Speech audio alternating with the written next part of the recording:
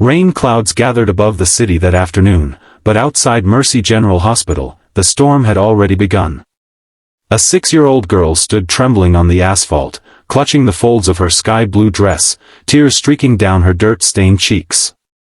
Her voice cracked as she tried to speak, her words lost beneath the hum of traffic and the cruel laughter of 3 men standing at the hospital gate. Her small hand pointed toward the glass doors where her mother, pale and barely standing, was being held back. The child's words pierced the air like a cry from another world. "They won't let my mommy in. If you believe kindness can still change the world. If you believe good hearts still rise when darkness closes in, please take a second to like, comment, share, and subscribe to Kindness Corner. Because what happened next will remind you why humanity is worth believing in." Her name was Sophie Turner, a child too young to understand cruelty, but old enough to recognize fear. Her mother, Laura, had been working double shifts at a local diner for months, fighting to afford her medication after a severe infection left her weak and barely able to breathe. When Laura collapsed at home that morning, Sophie did what any little girl would. She grabbed her hand, ran into the street, and begged for help. But fate had a darker sense of timing that day. The hospital's front entrance was under renovation, and the only open gate was temporarily watched by 3 contractors, rough, cold, and heartless men who treated the struggling mother like an inconvenience rather than a human life. They blocked the doors, sneering, telling her to wait until shift change. Sophie cried, pulling at their sleeves, begging them to move, but the men just laughed. One of them, tall with a gray sleeveless hoodie and cigarette between his lips, waved her off like she was a pest. The second leaned against the wall, taking videos on his phone as if her pain were entertainment. The third, heavier, with a red flannel shirt, muttered that people like her could wait their turn. And through it all, Laura's breathing grew heavier. Her knees buckled once, twice, until she fell against the glass, pressing a hand to her stomach. Sophie screamed for help, but no one came. The few bystanders nearby averted their eyes, pretending not to see. Then came the sound that changed everything. The deep, thunderous rumble of motorcycle engines. Sophie turned, startled, as 5 bikes rolled slowly down the street. The noise made the thugs glance over, but they didn't pay much attention until the riders parked just a few meters away. The engines fell silent, and all that remained was the rhythmic clicking of cooling metal and the echo of heavy boots hitting pavement. At the front of the group was a man built like iron and time itself. Ryder Callan, late 40s, weathered by years of road and storm.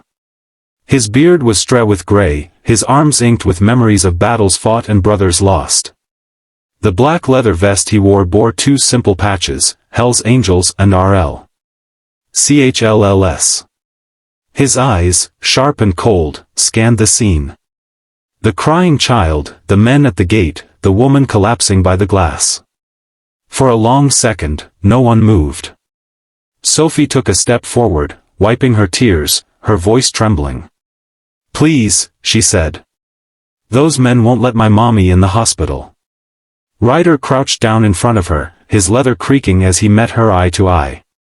The child's trembling reflection shimmered in his mirrored sunglasses.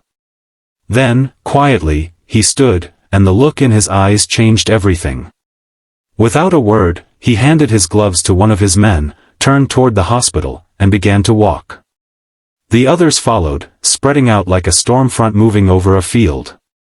The 3 thugs froze. Their laughter died mid-breath.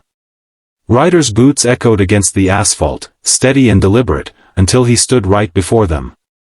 "Move," was all he said, his voice low, growly, final. The man in the hoodie sneered and tried to speak, but Ryder's stare cut him down faster than words. Behind him, his brothers stepped closer, their tattoos gleaming under the sun, their faces unreadable. The largest of them, a bald giant named Mace, rested one hand on a parked motorcycle, silent, but every muscle tense. The second, younger biker with long brown hair, folded his arms and tilted his head, waiting. It didn't take long. The thug stepped aside, muttering excuses, eyes avoiding contact. Ryder nodded once toward Laura, still kneeling by the glass, and gently lifted her arm over his shoulder. "She's going in," he said quietly.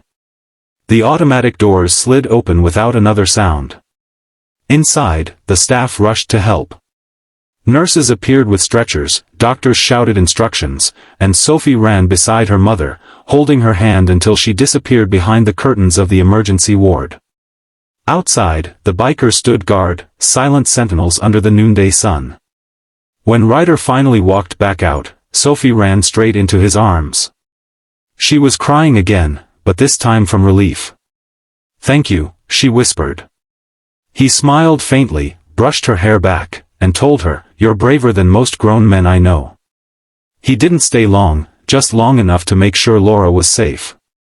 Before he left, he placed a folded $20 bill in Sophie's hand. On it, written in pen, were 3 words for Mom's medicine. As the engines roared to life again, the hospital staff stood at the windows watching in silence. No one would forget that moment, not because of the leather jackets or the noise of the motorcycles, but because they saw something pure that day. In a world that often turns away from pain, 5 men stopped, and in stopping, they changed a life.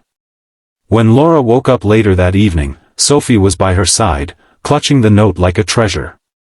"Who helped us?" she asked softly.